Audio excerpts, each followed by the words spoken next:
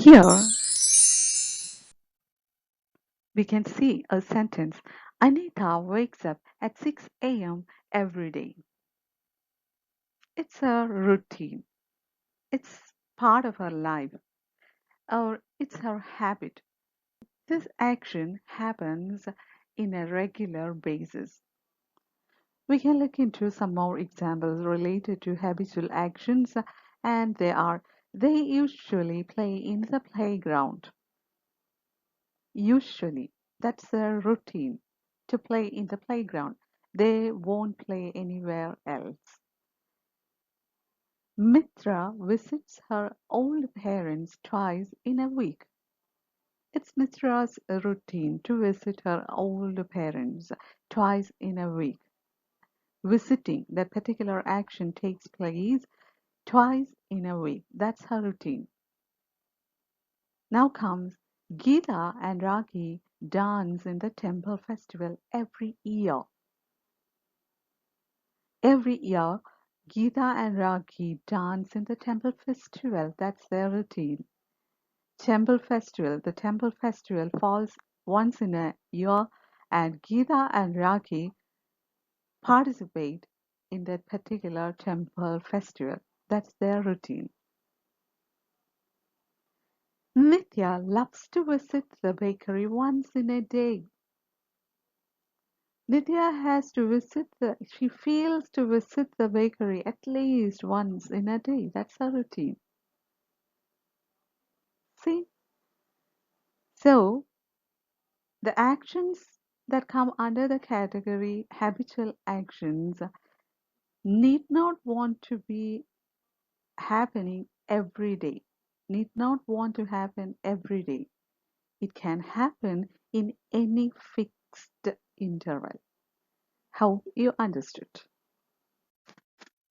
Now, what we need to look into is how a sentence regarding habitual action is constructed in simple present tense. Here on the screen, you can see a sentence. Mitra visits her old parents twice in a week. In that sentence, we can see Mitra is the subject and visits is the verb. Speciality of the verb here is we have added an S to that verb. They usually play in the ground. They usually play in the ground. And we can see that they is the subject here and play is the verb here. And we can see that we have eliminated S from that verb as we did in the previous sentence. In the previous sentence, we added an S to the verb. Here in this sentence, we avoided that S. So I hope you understood. From this, or from these two examples, what can we understand? We can understand that if the subject is singular, the verb needs is or is with it, and if the subject is plural, verb lacks is or is with it. If you don't understand it in one sitting, please don't hesitate to watch it repeatedly until you become comfortable.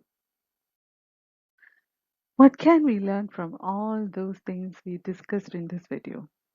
And from this video, we understood that habitual actions at the present time, the routines that we follow at the present time can be expressed only with the help of one tense, and that is simple present tense. Please don't forget to give the video a thumbs up.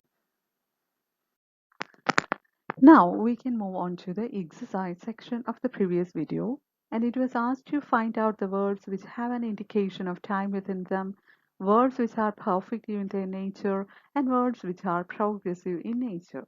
The first sentence, he swam across the river, indicates past time, means it has a reference to past time.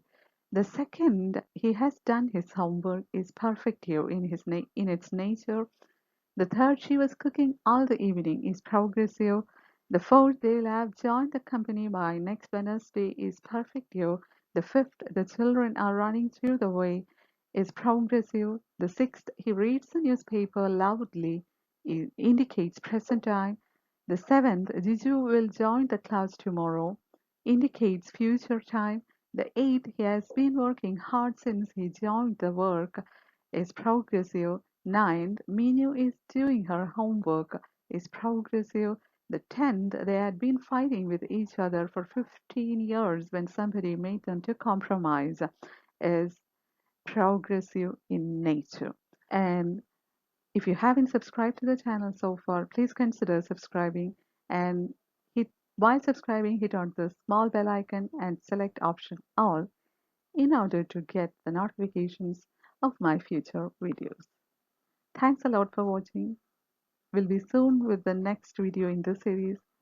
Bye for now. Take care.